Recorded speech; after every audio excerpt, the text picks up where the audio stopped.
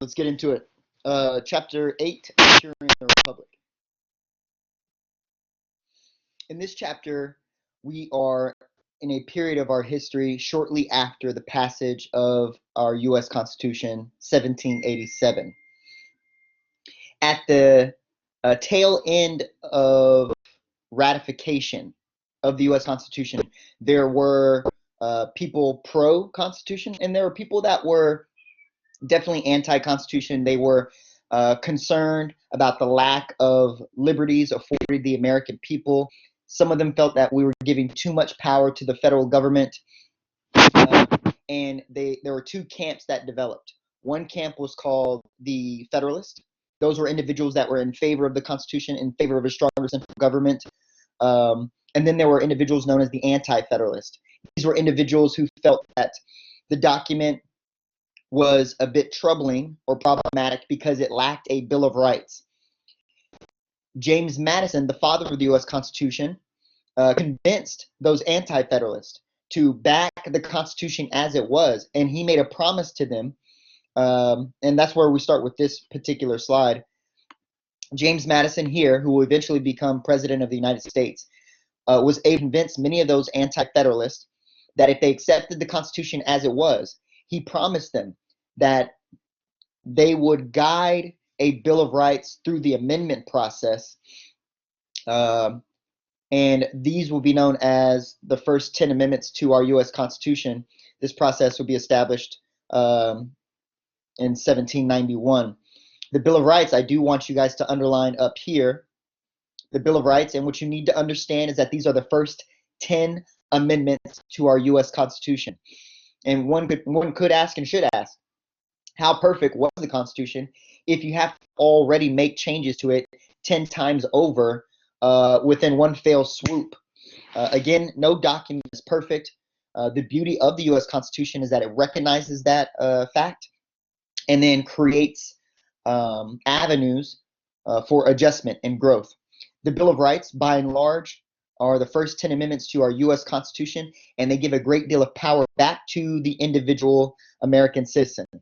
First and foremost, we all should be aware of the first amendment to our U.S. Constitution, that is the freedom of speech, freedom of press, freedom of petition, freedom of assembly, and freedom and from religion. These are the first 5 freedoms, and they're all located within the First Amendment. The First Amendment, really, by and large, is the freedom of expression.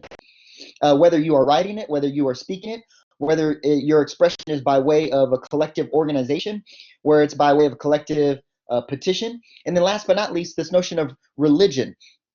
You can look at our founding fathers and you can determine as to whether or not if some were religious or not, if they were Christian or not.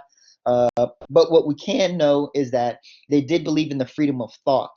And when you look at religion, religion argued as a collection of thought shared by people within a society in which they all agree to be governed by. We know that could also be a set of laws. In this particular case, religion affords you a sense of morality, right and wrong. But by and large, these are your thoughts in your head, and they resonate with who you are as a person. The Bill of Rights, our First Amendment to U.S. Constitution, guarantees a great deal of expression by way of the First Amendment. And then we move on to our Second Amendment, which is the right to bear arms. Again, it appeared that if there was any entity to violate or transgress against the First Amendment, please see the Second Amendment. We have other amendments, but the one I would like for us to pay attention to at this moment in the set known as the Bill of Rights, it's going to be the Ninth Amendment to the U.S. Constitution. So go ahead and underline that. The Ninth Amendment declared that specifying these rights did not mean that the people retained only these 10. It implied that, and this was a concern with James Madison. He was worried that in the initial creation of the U.S. Constitution, they would create a bill, but man, they might have forgotten one. And he didn't want to rush that process because it was that important that we get this one correct from the jump.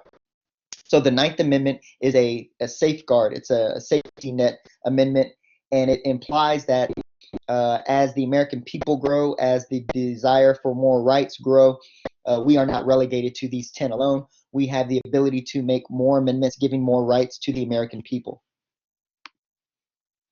We have something known as the 10th Amendment, the final amendment in the Bill of Rights. Go ahead and underline that. And please also note, as I'm about to type it, is that the 10th Amendment is often referred to as the States' Rights Amendment.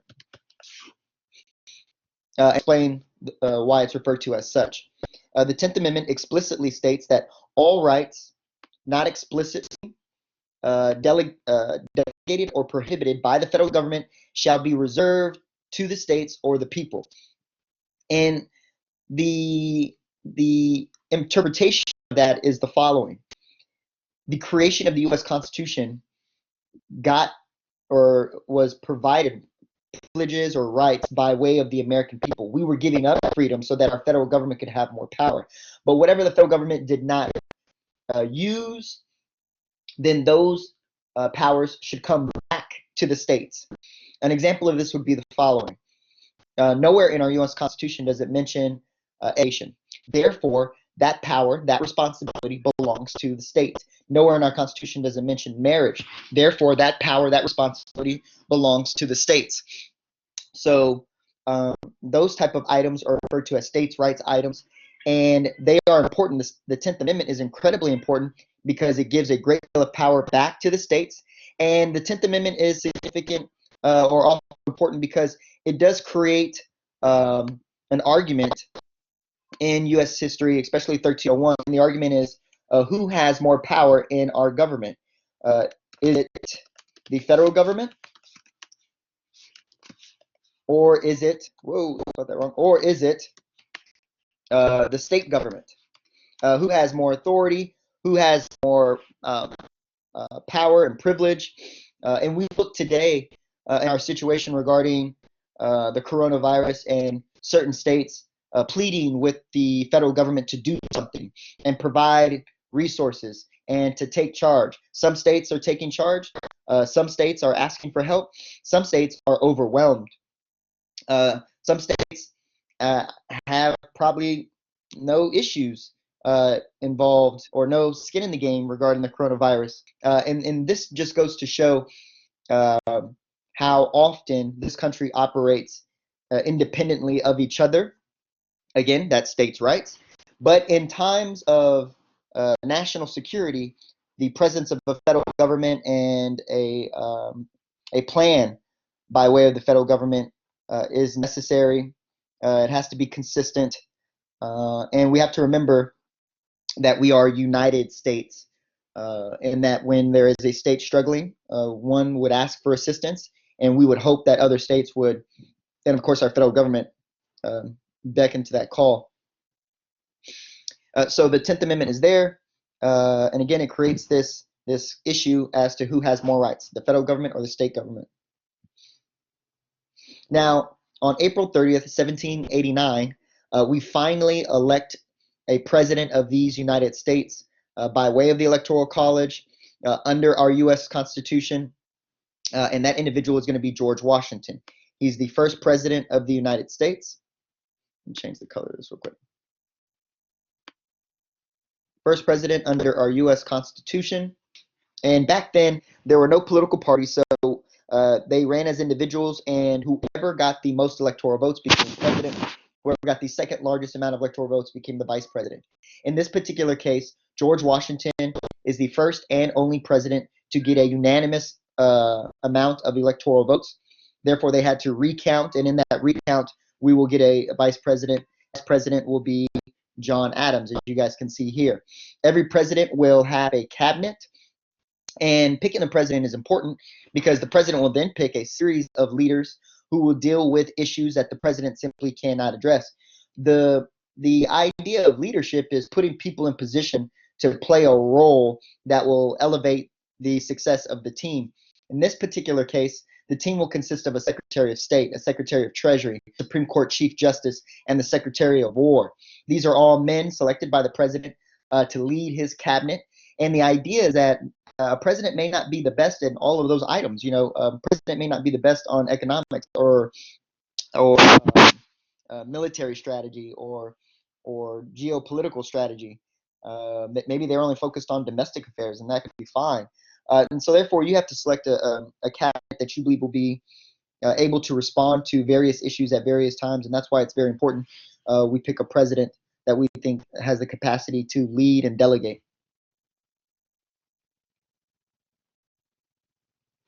Go ahead and underline Hamilton's program. If you recall, Hamilton was the organizer of the Constitutional Convention. Under Washington's administration, he is the Secretary of Treasury, and he has always been concerned about economics and business. And he created a program that he believed would unite the nation and unite them under a common struggle. This struggle was going to be, interestingly enough, the national debt. Allow me to explain. Hamilton believed that every state had a debt, and we knew every state had a debt, an individual debt that they had incurred since their time of being a colony, eventually being a state. But now we are united under a constitution. And he argues that the federal government should assume all those debts, wash their slates clean, and create a national debt. Place this national debt into a national bank. So there are many components to Hamilton's program. Assume the debts, create a national bank where all the debt could be consolidated. We could observe it, we could monitor it, be aware of it, and then begin chipping away at it with a tax on whiskey, and then impose a tariff on imported goods so that more and more Americans are stimulating our economy by buying American goods. And by and large, Hamilton's program is significant. It's important because it unifies this nation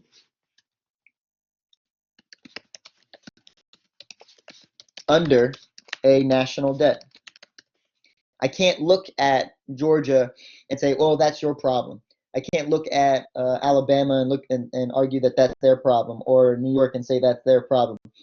If we are in this together as we claim to be, if we truly are a United States of America, their problems will ultimately be our problems, and we have to take that into consideration.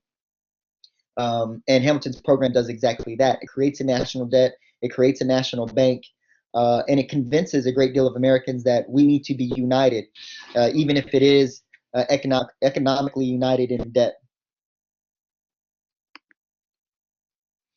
Now, there were many states that were obviously going to be against Hamilton's program because their argument would be the following, and it's simple to understand. Why should we have to pay for another state's debt? Again, these states were very focused on the idea that states should be responsible for themselves, in that unless it's a national security issue, we should not be helping each other out.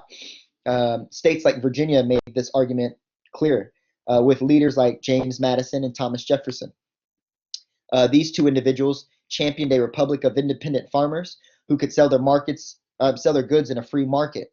They didn't believe in tariffs, they didn't believe in taxes, and they sure as heck didn't believe in a national bank. Nowhere in our Constitution does it call for a national bank.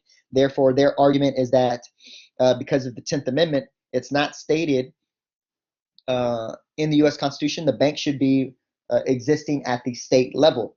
So, we, of course, in this country, because we appreciate dialogue and we appreciate discourse and we appreciate diversity of thought, these individuals are going to make arguments against Hamilton's program and present a position to challenge it.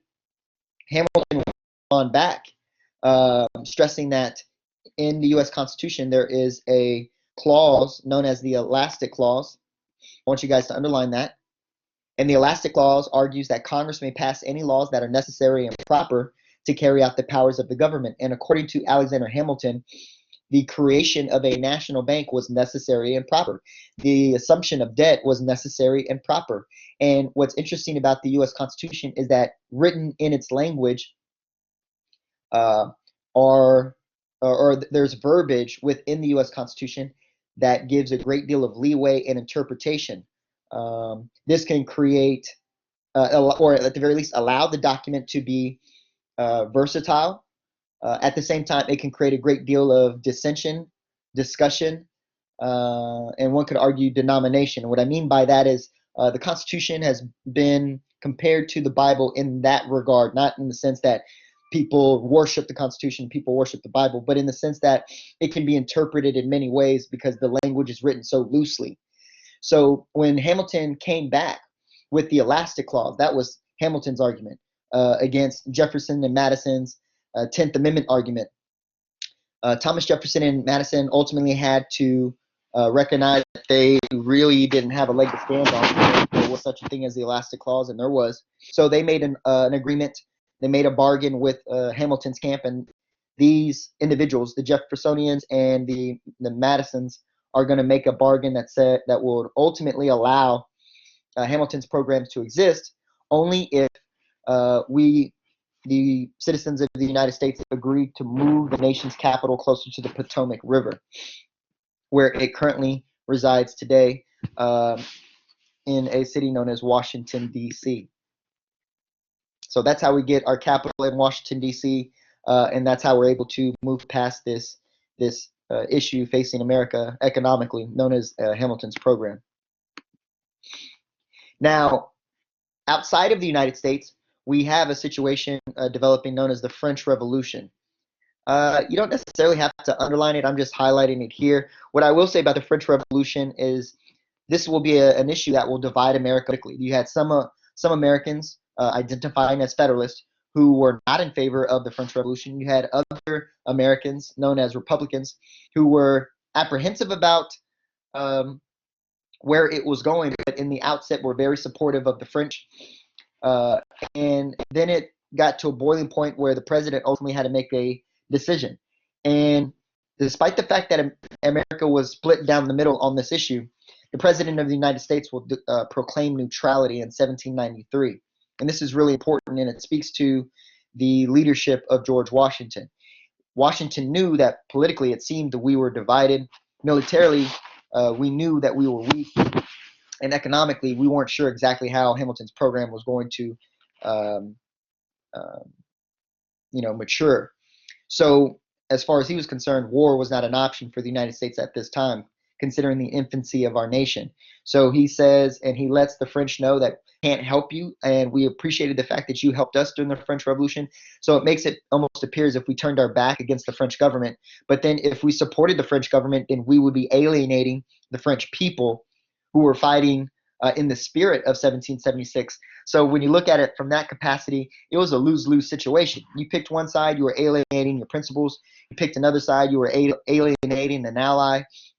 So Washington made the correct decision that ultimately saved our nation for another day, for another opportunity, and that was to proclaim neutrality. Now, while all this is going on with the French, the British are still kidnapping American sailors to serve in the British Navy. This is known as impressment. British soldiers kidnapping American sailors to serve in the British Navy. Now, one could make an argument that that should call for a declaration of war. Of course, George Washington has presented evidence why we should not enter war with the French Revolution situation. So in an effort to kind of cool things over, George Washington sends the Supreme Court Chief Justice John Jay to the British, or to Great Britain, to settle this issue and ultimately develop some type of truce or compromise.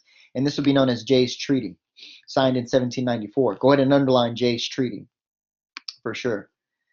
What exactly does Jay's Treaty do? It forces the British to evacuate a chain of posts on U.S. soil, something they should have done when we beat them in the American Revolution.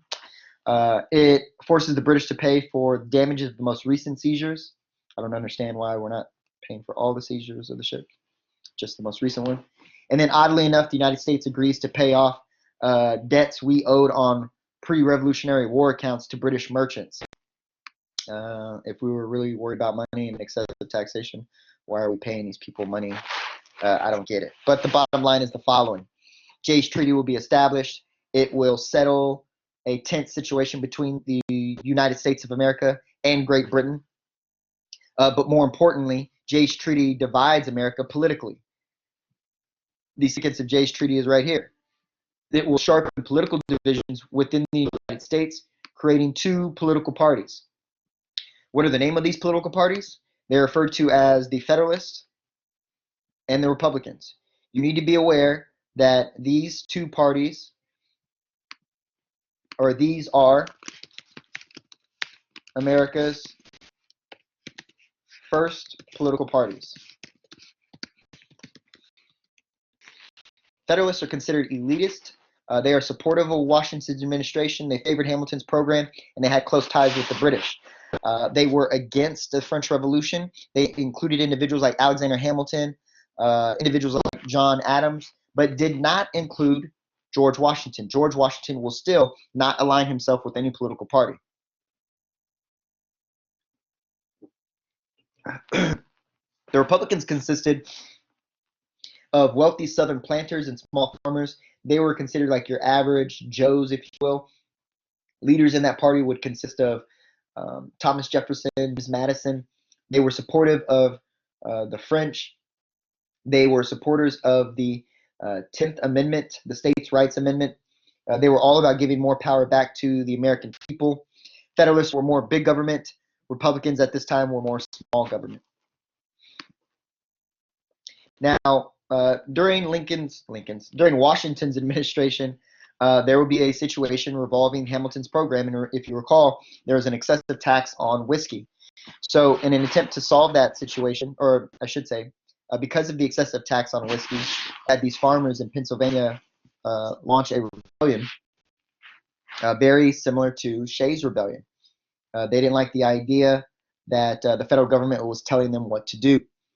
This time around, the difference is that we have an executive branch. We have a leader of that executive branch, and that leader is the commander-in-chief of the armed forces. This person is George Washington. He sends 13,000 militiamen to western Pennsylvania and settles that issue immediately, swiftly, efficiently. And because he has to let it be known, not only to the Americans, but people around the world, that the U.S. is strong under this Constitution. The U.S. is strong with an executive branch. So whereas Shays' Rebellion showed the ineffective, or I should say the weakness of the Articles of Confederation, the Whiskey Rebellion showed the strength of the United States government under the U.S. Constitution with the leadership of George Washington at the executive level. Now, in the election of 1796, go ahead and underline that. This is our first election. Apologize about the squiggly lines. This is our first election with political parties. This is also the first election without George Washington. George Washington served 2 terms, and many Americans wanted him to serve as many terms as possible. He steps down, and his reasoning for stepping down is because he understood that we had to show the world that democracy, a republic, was what we were ultimately driving towards. If Washington stayed, we were only showing the world that we had a benevolent dictator, a single leader who just so happened to be nice. But if we provide for dictatorships, we might run into a leader who is not nice, and then we end up in trouble. You know, today we have the presidency restricted to 4 years in a term. Today we also have restricted presidencies to 2 terms, so that we do not have the idea of a benevolent dictator running this country. We can select a president, and we can also give thanks to the idea that, well, you know, they're only going to be around for 4 years, at worst 8 years, and this country still has to turn itself around. In the election of 1796, the Federalist Party will select John Adams and Thomas Pinckney to run for president, and the Republican Party will select Thomas Jefferson and Aaron Burr to run for president. Now, they're not running as teams, they're not running as camps, because those don't exist yet. Again, whoever gets the largest amount of votes becomes the president. Whoever gets the second largest amount of votes becomes the vice president. In this particular case, Adams will win the presidency, much off of the popularity of George Washington, not because Adams himself, the American people felt comfortable with. You know, you have some individuals running for office, and they run for office off the coattails of their prior involvement in administrations, and that can work. In this particular case, Adams, he becomes the president, and then Thomas Jefferson wins the vice presidency. which is interesting because now we have a cabinet uh, or the executive branch made up of a president from one party, the vice president from the other party. This is the first time it's ever happened. It won't be the last, but it's the first time under this process. Now, with Adams as president, he's going to go to a quasi war with the French. And quasi means informal, kind of a fake war, because Adams was a friend of the British. He disliked the French. And in an effort to fight the French properly, he's going to expand the U.S. Navy. And in doing so, he felt that this would provide a great deal of protection to the American people in future situations. Again, as a Federalist, John Adams believed in larger government, at the very least, to protect protect the American people. Now, in the next election, it will be referred to as the Revolution of 1800. And the person that coins the election of 1800 as the Revolution of 1800 is going to be Thomas Jefferson. Thomas Jefferson will win the election in 1800, leaving John Adams to be a single-term president.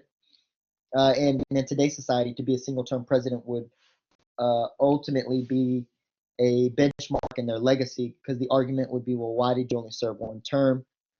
There's a tendency to look at presidents now and almost not require, but in some regards to a legacy, command at least 2 terms to give them a positive uh, um, legacy to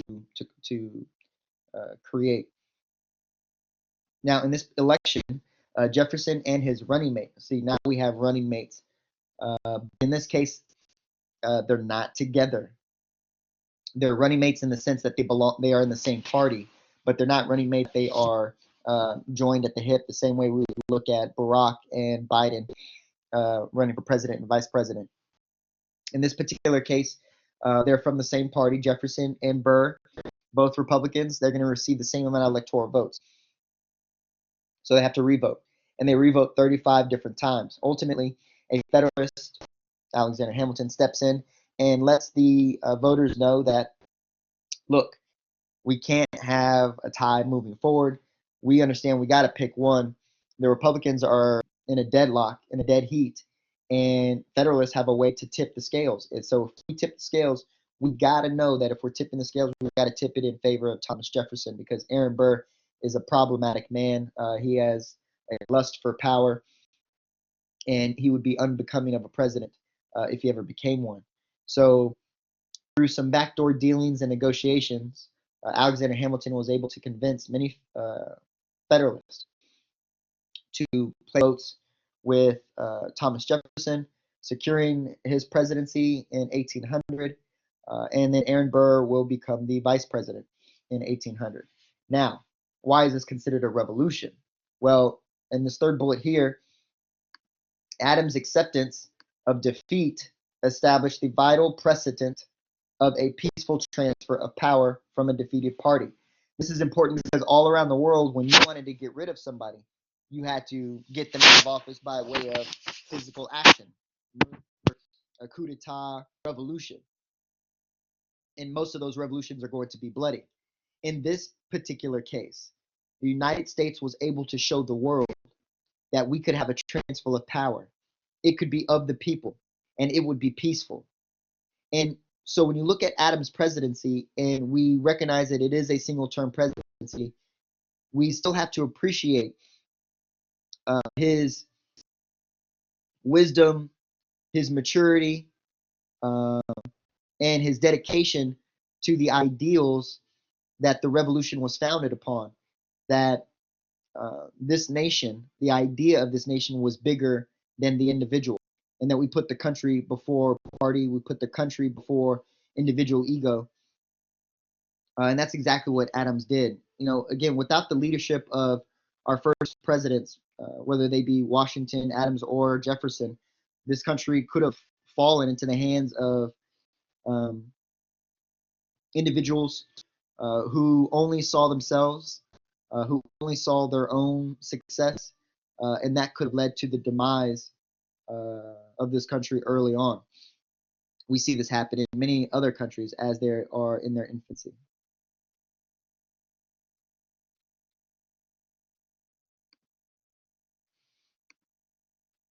Now, Jefferson received every single vote from the South in regards to his electoral college vote, and that's important because it kind of lets you know um, small government, the Republican Party, it's the party of the South at this time. If you're not aware, that will change all throughout the United States, and when you pay attention to it, you'll know that the Republican Party isn't always of the South. Sometimes it's of the North, and it will change back and forth. And so when you hear people say, "Well, we're the party of Lincoln," yeah, well, you might be the party of Lincoln by way of the moniker, the name, but by and large, Lincoln would never hold the views that you guys are holding right now, and vice versa. This is the party of the Democrats. That's not the same for them anymore as well. Things change. One could make an argument that the Three-Fifths Compromise, had it not been established, Jefferson probably would have never gotten the all of the Southern electoral votes. So the issue of slavery involved in politics is evident because of the Three-Fifths Compromise. Now, what kind of president was Jefferson? Go ahead and underline his name, Thomas Jefferson. Again, he's a Republican president. He believes, and he served 2 terms. He believes in a small government. He slashed the Army because the Army is an extension of the government, slash the Navy because they are extensions of our government, abolished all tax tariffs so that we could promote American businesses, and paid off part of our national debt. So it's a very conservative presidency. He believes in limited government when it benefits him. I'm going to show you a couple examples in which he wields a great deal of executive power that is a bit hypocritical, but I'll be able to explain it once we get there. Now, there's another revolution that takes place around the world, and it's known as the Haitian Revolution. Haiti is a small country in the Caribbean on the opposite side of the Dominican Republic. Haiti has forever been a French colony, and it's a slave colony. These slaves were aware of the French Revolution, were aware of the American Revolution, and they ultimately wanted to be free too in the spirit of 1776. So they revolted against their slave masters, and they will be successful. The Haitian Revolution is the first Western slave revolution, successful slave revolution, again in the Western Hemisphere, and that will be led by Toussaint L'Ouverture. That's this man right here, and this is problematic for the French Empire. At the same time the Haitian Revolution is taking place, France is under the leadership of Napoleon Bonaparte, and he's trying to take over all of the world. And this side conflict known as the Haitian Revolution is draining a great deal of resources from him. So he's kind of tight for funds. Being tight for money, he has a fairly solid relationship with the United States. Thomas Jefferson has always been a fan of the French and their way of thinking, their way of life. And so Jefferson felt that he could negotiate some type of agreement with Napoleon Bonaparte in an effort to secure position in the Americas in exchange for a little bit of money. This effort will be known as the Louisiana Purchase. Go ahead and underline the Louisiana Purchase. And let's go ahead and make this clear right now that the Haitian Revolution will have some influence on the Louisiana Purchase. Again, Napoleon was hard up for money. He needed money now, and he needed it desperately. Thomas Jefferson wanted a greater position for the United States in America, and he's going to send James Madison to France to negotiate the purchase of New Orleans, which is down here. And the idea of purchasing New Orleans would provide the United States with a southern port in the Gulf of Mexico. And Jefferson was willing to purchase New Orleans and anything else he could get for the amount of $10 million, because that's all we had to spend. Madison goes over, negotiates, and somehow, some way, is able to secure all of Louisiana, but must secure it with $15 million. Now, that's $5 million more than he was afforded. He comes back to the United States, presents the deal to Thomas Jefferson. Thomas Jefferson is upset, but yet at the same time, you got to look at it and say to yourself, well, wait a minute, we're about to double the size of the country. Yes, it's what we're going to need a little bit more money, so it's not fiscally responsible, but let's do it. So you look at the presidency of Thomas Jefferson and how so-called conservative it is. They're conservative when they need to be conservative, and they're liberal when they need to be liberal. And what you'll find out about every great president is that is a president who will do conservative things and will do liberal things. Why? Because when you become president of these United States, you are no longer representative of the Republican Party. You are no longer representative of the Democratic Party. You are the president of these United States. And you must do what is necessary in order to protect the citizens and promote the welfare of this country. Sometimes that's conservative and sometimes that's liberal. We don't fit into a box. And as a matter of fact, you're going to run into situations where there is no box to check. There is no situation to recall and reflect upon in order to respond to something that is novel, such as an economic collapse in this sector, an economic collapse in that sector, a pandemic regarding this particular disease, a pandemic regarding a whole new disease. So the real responsibility of the president is to protect and promote the welfare of the American people, and do so by means that are worthy of the position. In regards to the hypocrisy of Thomas Jefferson, the Constitution says nothing about buying territory from a foreign power. So the U.S. government should not be able to buy any land from a foreign nation because it's not explicitly stated in the U.S. Constitution. That power can only reside with whom? The state's powers. That's according to the 10th Amendment. That would be the amendment that Thomas Jefferson would love to pull because he pulled it during the Hamilton program fiasco. How is that different now? Well, it's different now because Thomas Jefferson is president now, and everything changes when you become president. So now he's enforcing the notion of the elastic clause.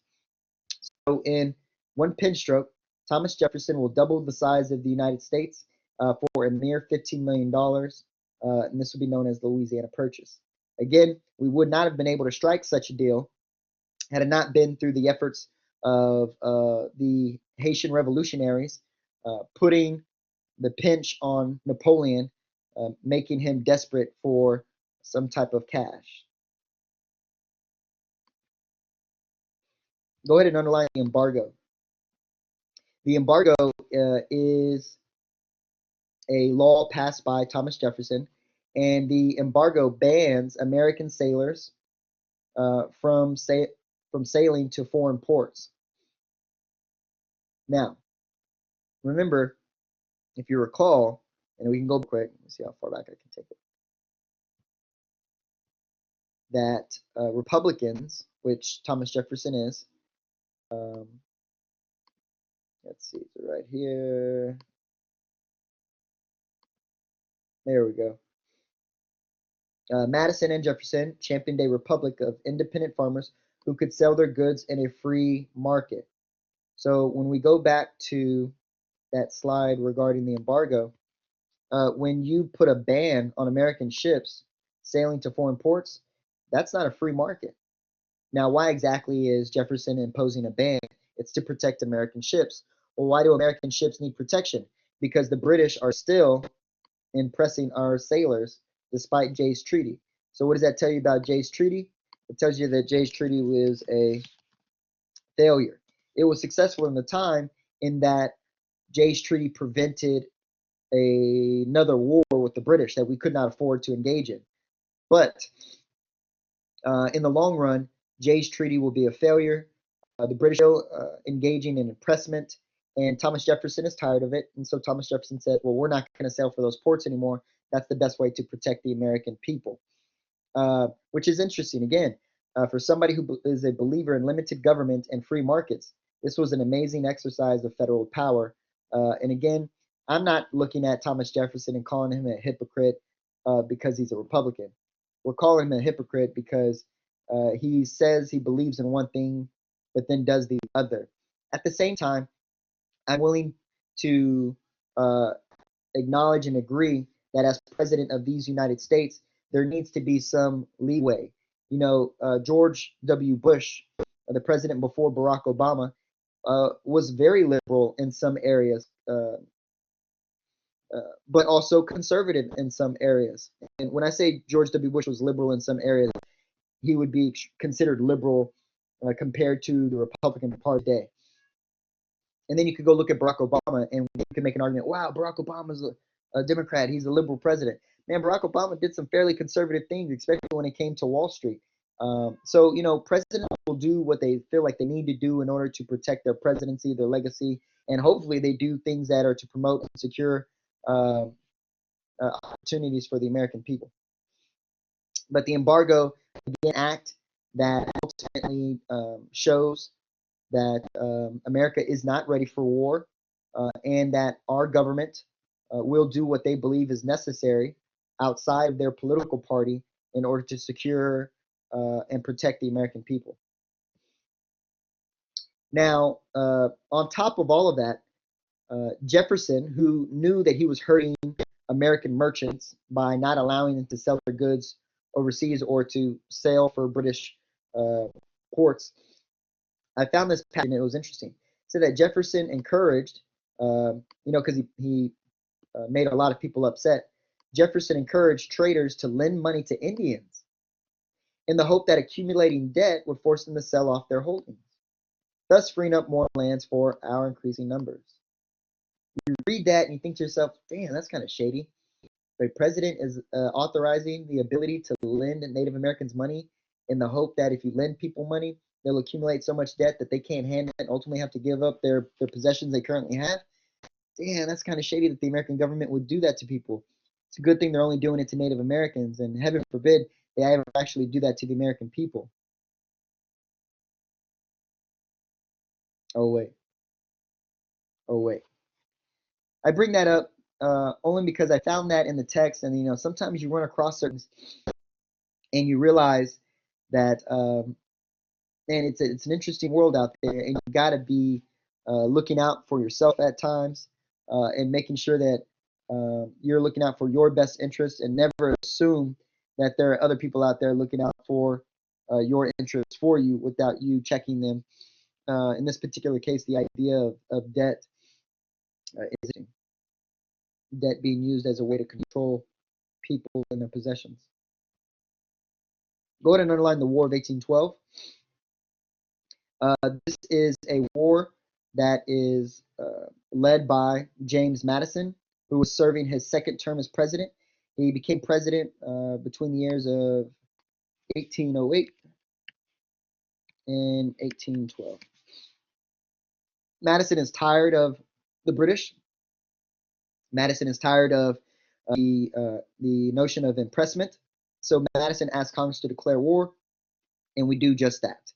Now, we weren't ready for war because our military was extremely depleted. Remember, under Thomas Jefferson, we slashed the Navy, we slashed the Army, but now all of a sudden felt that it was okay to go to war. We really didn't have the means to launch a transatlantic war effort. So what do? We find the closest British position we could find, and that's in Canada. And so we decide to invade Canada, and we fail twice. So it's not, at the start of this so-called War of 1812, the Americans are not doing so hot.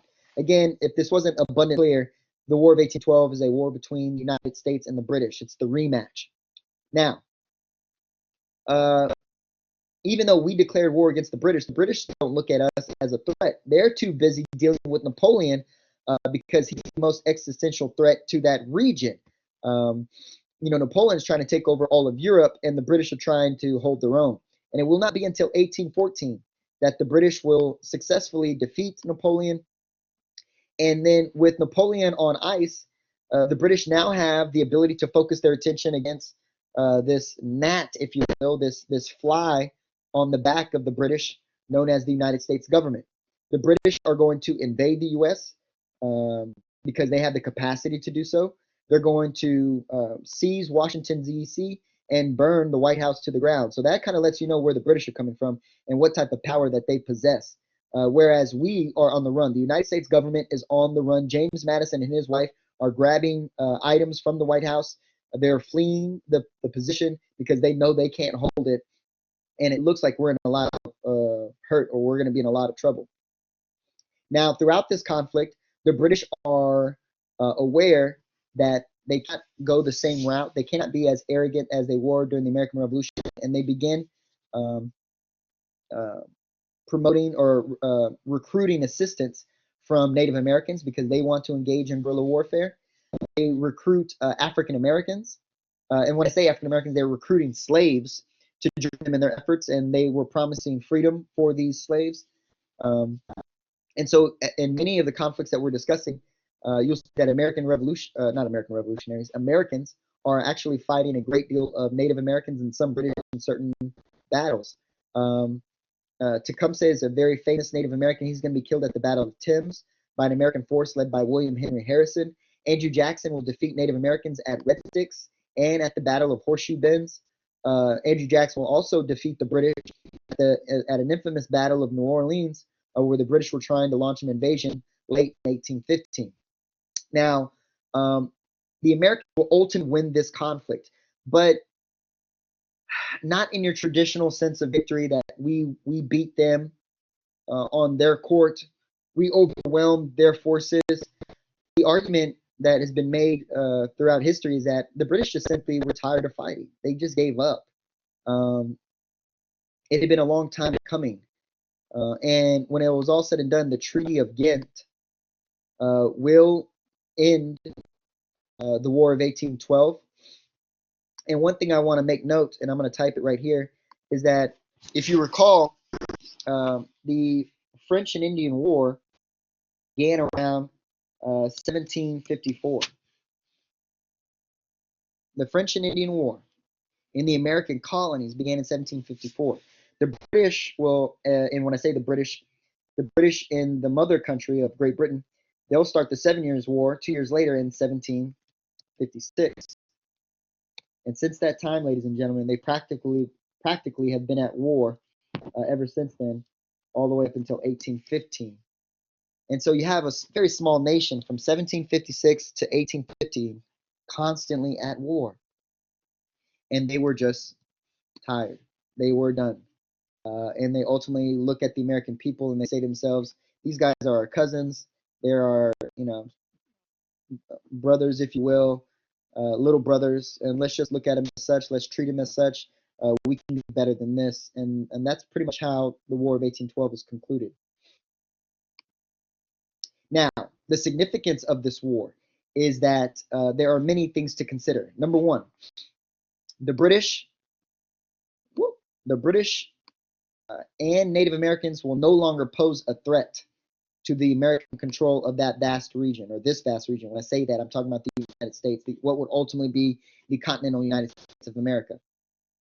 So the British are now our friends for life. Native Americans are no longer going to be a threat because every single ally has been eliminated by way of the British, the French, and the Spanish. But the most impressive byproduct of the War of 1812 was this heightened sense of nationalism. There was this spirit of oneness that we had never had before, and we could find this spirit of oneness by way of the Star-Spangled Banner, which was drafted during the War of 1812.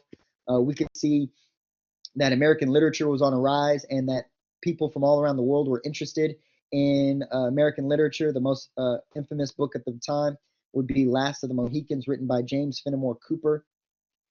There's an army and navy that will be increased to protect this sense of nationalism. And the U.S. Bank is going to be revived as a sense of nationalism, which is interesting in that this government, and when I say this government, the government of, let me go and write this out. Remember, the president at the time is James Madison. But what will be the fallout? What will be the fallout of a Republican president winning a very popular war? Federalist ideas. Increasing the Army and the Navy, that's a Federalist idea. Increasing the U.S. Bank or reviving the U.S. Bank, that's a Federalist idea. But who do you have doing it? Republicans. Again, when you look at our government, it's not an issue of Republican or Democrat, conservative or liberal. We have to look at things as what's right for the American people right here, right now. We don't have time to play games. We don't have time to look at, oh my gosh, is this capitalistic or is this socialistic? Man, is this what's necessary? Is this what works? Then please do that. Please do that. And that's how we finish chapter 8, Securing the Republic.